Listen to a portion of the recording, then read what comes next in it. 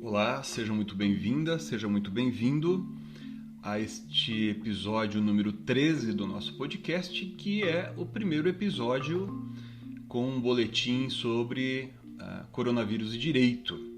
A partir dessa semana eu tentarei apresentar um episódio quinzenal ou talvez com mais episódios extraordinários, se necessário, sobre aspectos relacionados ao coronavírus e o direito.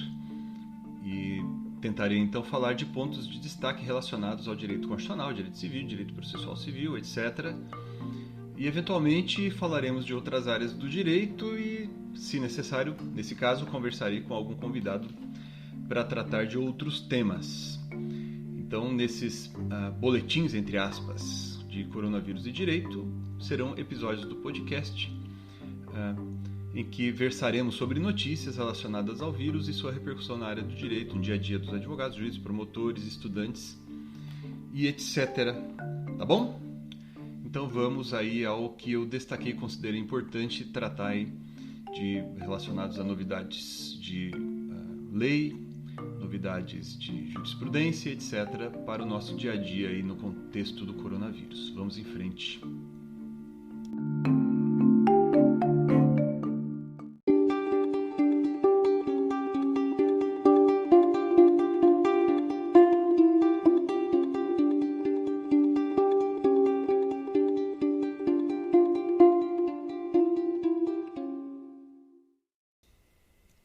O Supremo Tribunal Federal confirmou uma liminar concedida em ação direta de inconstitucionalidade que impediu restrições à lei de acesso à informação durante a pandemia do coronavírus. Bom, no episódio número 2, de 24 de março, nós tratamos aqui no podcast do conteúdo e dos efeitos da medida provisória 928, que, a nosso ver, parecia limitar o acesso às informações prestadas por órgãos públicos de maneira injustificável durante a emergência de saúde pública decretada em razão da pandemia do Covid-19, o novo coronavírus. Eu peço a vocês que ouçam o que comentamos a respeito naquele episódio número 2, mas apenas para recordar, o artigo 6º-B da Lei 13.979 de 2020, que havia sido inserido por essa medida provisória, previa a suspensão dos prazos de resposta a pedidos de acesso à informação dirigidos aos órgãos cujos servidores estivessem em regime de quarentena ou teletrabalho e que dependessem do acesso presencial dos encarregados da resposta ou do agente público ao setor prioritariamente envolvido com as medidas de enfrentamento da pandemia. Essa alteração também determinava que a necessidade de reiteração dos pedidos pendentes de resposta, né, sob pena de não serem sequer apreciados e etc. e tal. Pois bem. Em liminar concedida no dia 26 de março, o ministro Alexandre de Moraes, uma liminar concedida na ADIM 6351, suspendeu a eficácia dessas alterações que haviam sido introduzidas na Lei de Acesso à Informação pela MP 928, porque essas alterações limitavam o acesso às informações prestadas por órgãos públicos, né, como nós mencionamos. E agora, na semana que se findou, em 30 de abril de 2020, o plenário do Supremo referendou a liminar antes concedida pelo ministro Alexandre de Moraes.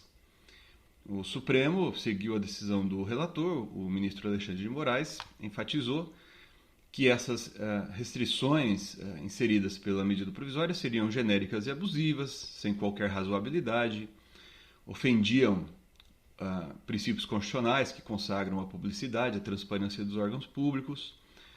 Comentou ainda aquilo que dissemos também lá no nosso episódio número 2, que a publicidade e daí disse ele a transparência ganham ainda mais importância no momento atual, quando os gestores públicos estão autorizados a dispensar licitações para aquisição de insumos e serviços, né, para fazer frente ao coronavírus, Comentou ainda que a Constituição Federal consagra expressamente o princípio da publicidade como um dos vetores imprescindíveis, diz ele, à administração pública, conferindo-lhe absoluta prioridade na gestão administrativa, garantindo pleno acesso às informações a toda a sociedade. Disse ainda o ministro Alexandre de Moraes que a medida provisória pretendeu transformar a exceção, que é o sigilo de informações, em regra, afastando a plena incidência dos princípios da publicidade e da transparência.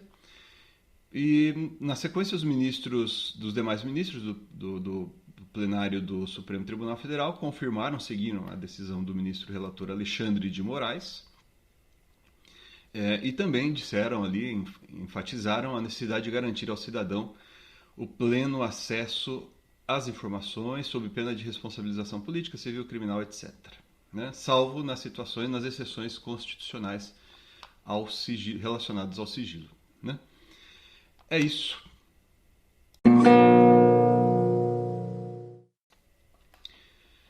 Juiz concede liminar determinando lockdown no estado do Maranhão. Em uma ação ajuizada pelo Ministério Público do Estado do Maranhão contra o Estado do Maranhão, município de São Luís, município de São José de Ribamar, município de Passo do Lumiar e município de Raposa, o juiz da Vara de Interesses Difusos e Coletivos da comarca da Ilha de São Luís concedeu tutela de urgência, determinando, então, esse lockdown, melhor dizendo, determinando que o Estado adote, nos decretos que venha a emitir, o sistema mais restritivo, né, lockdown. Ele compreendeu, ele interpretou os decretos até então já emitidos, ele fez referência aqui a decreto 35677 de março de 2020, que estabelece especificamente medidas de prevenção de contágio, etc., e também a adoção de medidas de isolamento, mas na decisão ele passa a tecer considerações que sugerem que essas medidas até então tomadas, elas seriam insuficientes. Ele diz assim, aspas, ocorre, no entanto, que para o presente momento as medidas de distanciamento estão se mostrando ineficazes para a contenção da propagação do vírus causador da Covid-19, demandando do poder público a adoção de medidas mais intensas para evitar o colapso do sistema público de saúde, que na capital já se evidencia, com a lotação máxima de leitos de UTI destinados a pacientes com Covid-19.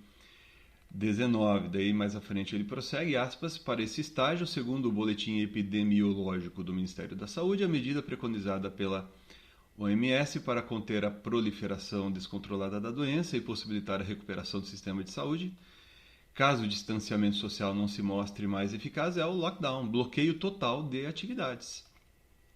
Afirma ainda o magistrado, aspas, no caso presente, é necessária a adoção do bloqueio total, ainda que por curto período, pois essa é a única medida possível e eficaz no cenário para a contenção da proliferação da doença e para possibilitar que o sistema de saúde público e privado se reorganize a fim de que se consiga destinar tratamento adequado aos doentes, né? Do contrário, ainda afirma, conforme se viu em outros lugares do mundo, viveremos um período de barbárie. E ele diz mais muita coisa, no entanto eu vou destacar apenas mais um trechinho da fundamentação. Ele diz, muito embora o lockdown possa suscitar dúvidas acerca de sua constitucionalidade, pois importa em restrições à circulação de pessoas, funcionamento de estabelecimentos comerciais e sacrifícios de outros direitos, consigne-se que os direitos fundamentais não são absolutos, e para a convivência harmônica entre eles é necessário que o exercício de um não implique danos à ordem pública, aos direitos e garantias do terceiro. Fecho aspas aqui quanto à fundamentação. E, em conclusão, né, o magistrado determinou, aspas, que o Estado do Maranhão aplique nos decretos que tratam do distanciamento social como medidas não farmacológicas contra a disseminação do vírus causador do Covid-19, o lockdown, inicialmente pelo prazo de 10 dias, a iniciar do dia 5 de maio. Compreendendo, e daí ele prossegue aqui uma série de medidas restritivas a serem observadas pelo Estado do Maranhão nos decretos que vierem a ser editados a respeito do tema. Interessante essa decisão, é a primeira, salvo engano, que determina lockdown, seja num estado, seja num município, né? Nesse caso aqui tem uma extensão bastante grande, que é uma extensão estadual, no estado do Maranhão. Segundo os sites de notícias, o estado do Maranhão disse que vai cumprir a decisão concedida aqui pelo juiz, é o juiz Douglas de Melo Martins. E essa decisão aqui suscita várias questões que devem ser por nós objeto de análise. Primeira, uma que já foi por nós observada aqui num dos episódios, que diz respeito a conflitos entre decretos dos entes federativos, né? Vocês se lembram, no episódio 7, nós falamos há bastante tempo sobre aquela questão consistente em saber qual dos entes federativos deve disciplinar o tema, se a União, os estados e Distrito Federal, ou se os municípios. Então, se vocês se interessarem, eu peço que passem ali pelo episódio 7, em que falamos sobre o conflito entre medidas tomadas por entes federativos sobre Covid-19 e coronavírus.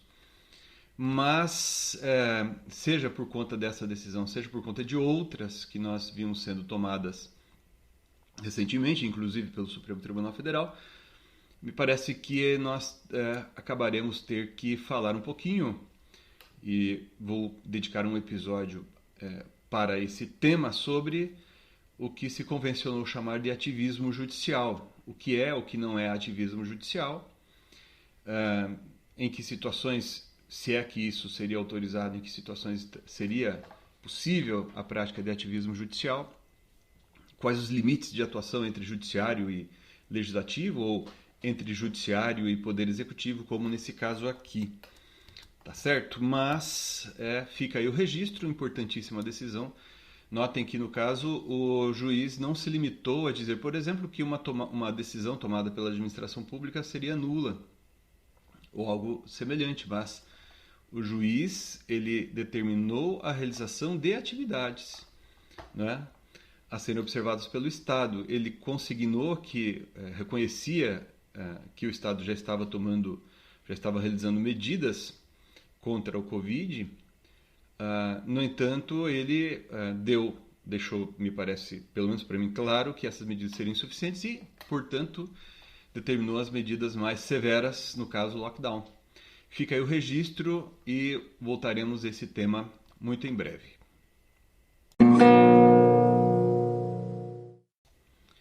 Medida provisória prorroga a vacatio legis da Lei Geral de Proteção de Dados.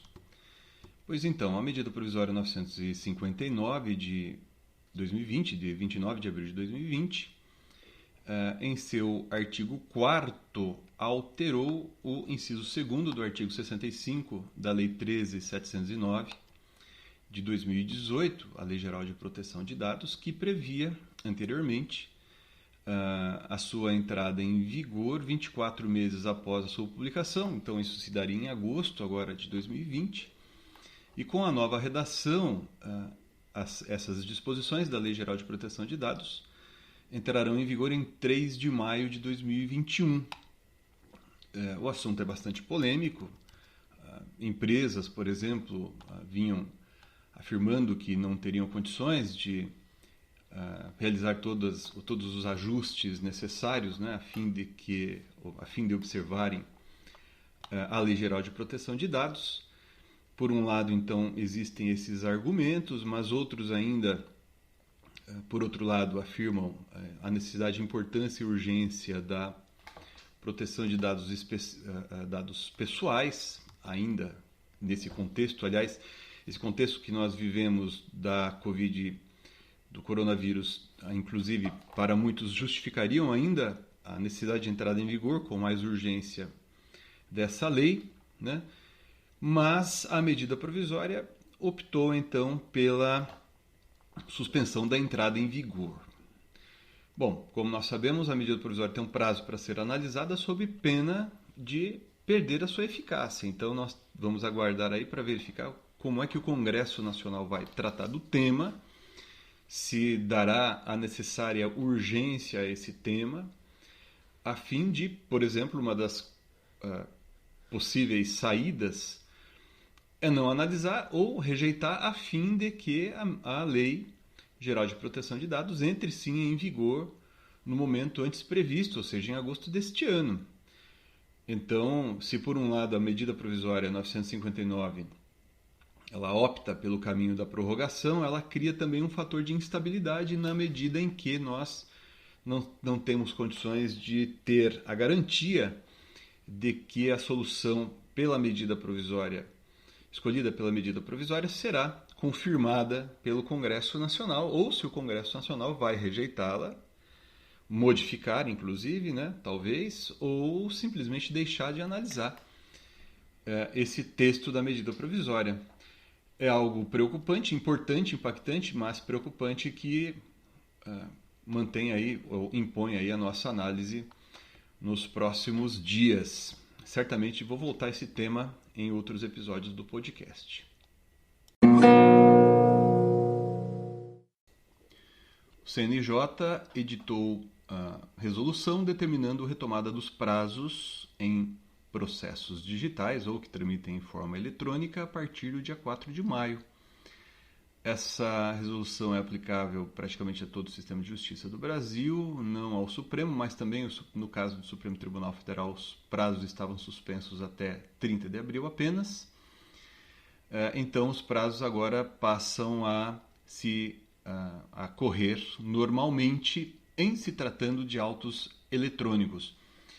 E também é importante observar que admite-se, né, também nessa mesma resolução, a realização de sessões virtuais de julgamento por meio de videoconferência em substituição às sessões presenciais. Algo que já vinha sendo realizado, por exemplo, no próprio Supremo Tribunal Federal, né? Então, os colegas advogados que pretendem fazer sustentação oral podem fazê-lo através de videoconferência. Esse modelo é um modelo realizado, por exemplo, no Superior Tribunal de Justiça, de acordo com resolução também editada por esse tribunal, mas alguns tribunais estão seguindo o exemplo do Supremo Tribunal Federal, permitindo que os advogados enviem a sua sustentação oral por arquivo ao tribunal. É o que acontece, por exemplo, no caso do Tribunal de Justiça do Paraná, né? De acordo com o Decreto Judiciário 227 de 2020, também agora do dia 28 de abril de 2020, em seu artigo 7º, está estabelecido que faculta-se ao advogado ajuntada pelo sistema ProJude até a abertura da sessão de julgamento do plenário virtual o arquivo de áudio e vídeo com a duração regimental do tempo para a sustentação oral. Então notem que nesse caso, ou nos casos dos tribunais que adotem modelo correspondente a esse, a sustentação oral ela não se dá ou não é realizada concomitantemente à realização do julgamento, né? Porque o advogado ou advogada vai preparar o seu áudio e vídeo, vai gravar o seu áudio e vídeo, colocar em um arquivo e enviar para o tribunal. É algo que tem que ser aí objeto de nossa análise e nosso estudo. O grau de efetividade da sustentação oral realizada desse modo, porque, sobretudo quando nós fazemos sustentação oral de maneira presencial, nós podemos notar o modo como os nossos argumentos são recebidos, né? Porque nós estamos ali frente a frente com os ministros, desembargadores, e podemos detectar a sua reação ou ausência de reação àquilo que estamos dizendo. Já agora, quando nós gravamos a sustentação oral e enviamos por arquivo, nós não, dialogamos, né, com os julgadores, mas enviamos uma mensagem que vai ser por eles recebida depois. Mas enfim, é isso que está sendo observado por alguns tribunais. Vamos aí acompanhar e analisar o modo como isso vai ser, se isso vai ter alguma efetividade, não vai ter efetividade. Enfim, algo que talvez acabará tendo que ser revisto posteriormente. É isso.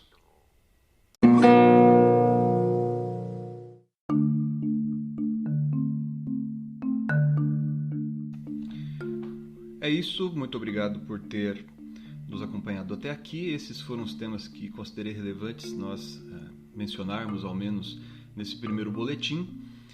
Alguns deles vão merecer no futuro e provavelmente muito brevemente uma análise mais demorada, porque suscitam temas que merecem um desenvolvimento maior. Fico aguardando aí as suas sugestões e críticas, espero que vocês tenham gostado. Se gostaram, peço que compartilhem com seus amigos, seus colegas. Mais uma vez, obrigado e até a próxima.